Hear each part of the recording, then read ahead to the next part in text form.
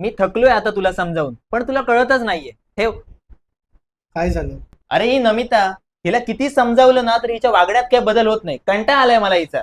माणसाचा कधी कंटाळा येतो का रे? हो येतो. माणसाला समजावण्याची लिमिट संपली ना की कंटाळाच येतो.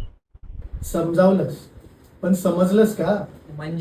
म्हणजे आपले भाई म्हणजेच आपले पु ल देशपांडे ते जसं सांगतात की समजावण्यापेक्षा ना समजून घेण्यात खरी परीक्षा असते. कारण समजावण्यासाठी आहे ना अनुभवाचा कस लागतो, पण समजून घेण्यासाठी मनाचं मोठेपण.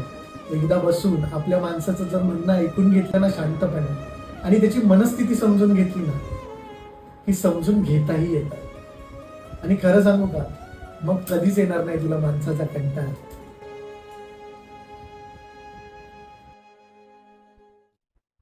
हॅलो.